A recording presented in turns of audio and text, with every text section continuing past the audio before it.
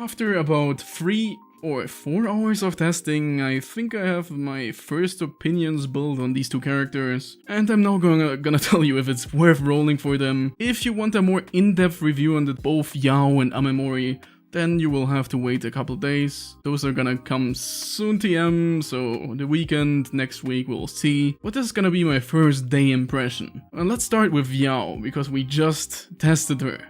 I have to say, she's probably like an area alternative, but the problem is we've tested her against Fortile enemies. We compared Aria's damage to Yao's damage, same team.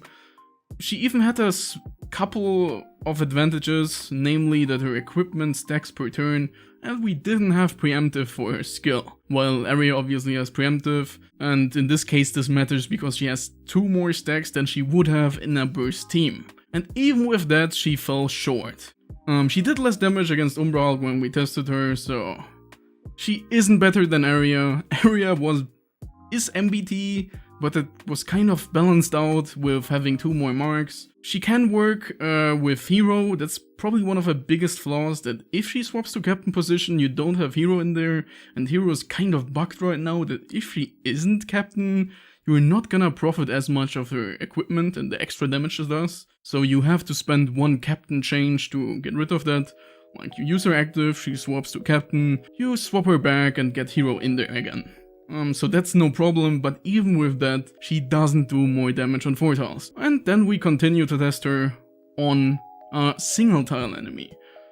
In this case, it was a bit more close. We tested Aria. Aria obviously doesn't do more damage because she doesn't profit from her piercing damage on a single tile. But when we come to Mythos, it's interesting. Like, without the usage of Mythos skill, we have to note that Mythos in this case was MBT, she did a bit less damage, but it was basically the same, which is already quite bad because Mythos is a free character. Like, getting BTs for Mythos is gonna take a while, but getting Yao might also take like 100 rolls. So Yao is not better against 4-tile enemies, Yao is not really better against single-tile enemies, so she doesn't really have a place in Forest. She looks good on paper, she looks like a cool character, but if you already have Aria, you don't need her. If you already, you are gonna have Mythos at some point, so you don't really need her for that. What can I say? Aria is also a free character, you can just pick her from the box. If you're a newer player, you can just get BT free pretty easily when just a banner comes around. You get 1 copy for free, you get the 2nd copy. Here, for bursting, you will have to get BT free. What can I say? Yao is a bit of a disappointment. I would still say she's strong because she's at least kind of equal to these characters, but not good enough. So she sadly doesn't have any space in the current Forest team. So my first day impression of her is she's still strong, but she's not worth rolling for. That's the problem. She's a good character, she's not better than Aria, she's not better than Mythos, so there's no reason to roll for her. Let's move on to the second subject. We have... Where is she? Am I blind? Let's get to the second subject of the day. And this is Amemori. I already did a video on her, I kind of explained how I thought she's gonna work, and she also basically works like that. I did 1 mistake, which was not counting on the ninja power point you get at the start of each wave, which doesn't really matter because that ended up being her BT3, so that's not too bad. But this also means that if you get her BT3, you get actually 2 points when you start the game. That means, by using 3 captain changes, you can actually get to 4 points. And with these 4 points, you basically have a global teleport on turn 1.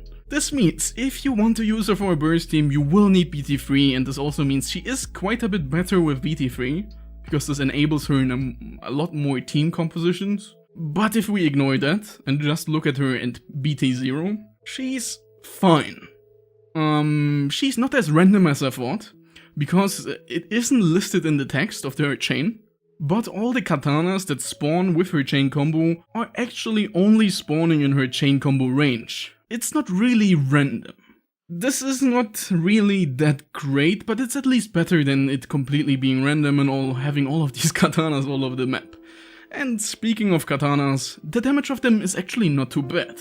We already bullied Gertrude quite a lot by just stacking up tons of katanas and then bursting him down. So her swords are actually not too bad to just burst down single target enemies. Like if you have just one big bad enemy you want to get rid of, just stack some katanas on the field, use Florine, use your double chain, plant like 4 katanas on the field, teleport to one and do some big damage. So that's not too bad. Like you can do some decent damage with her equipment, her chain is okay, she has good enough damage with her high attack stat. She's basically just a DPS with some random teleports that you can have fun with. With BT3 you can use basically a preemptive global teleport at turn 1. Without BT3 you can do that at turn 2 as well. She has inherent synergy with Florine. You will kind of need Florine if you want to use her properly, so if you don't have Florine, I wouldn't really say she's that worth. There's so many good budget characters in Thunder already. There's also Michael and Requiem, like you don't really need another damage dealer. And for teleports, unless you get BT3, she's not really that reliable. And the rest of her kit doesn't really justify getting her.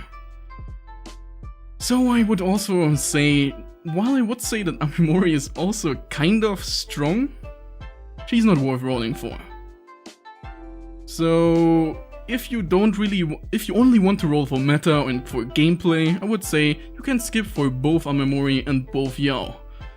So both of these banners are not really worth rolling for if you're only looking for meta. But if you want to look a bit deeper into these two characters, you will have to wait for the review on them. That will come pretty soon, like I said, so we will see if my opinion on them changes a bit. But right now I would definitely say don't roll on day 1 and don't roll for meta reasons. If you want to just have a fun character, Amemori is fine. If you don't want to wait for area, Yao is also kind of cool. And that's basically it. Yeah. And that was it. Yeah, save for anniversary. Yeah, boys and girls and co. That was basically it for now. So a huge thanks to all of my channel members. An extra big thanks to all of the VIPs of the channel, the Grand Warlock, Megumin. That was all from me. Have a nice day and see you pretty soon. Doesn't matter, okay. We're gonna spawn one more and now we're gonna do it in slow-mo. How many do we have here? 1, 2, 3, 4, 5, 6, 7, 8, 9, 10, 11, 12, 13, 14 katanas. Okay, 14 katanas. We're gonna just teleport next to him. 14 katanas.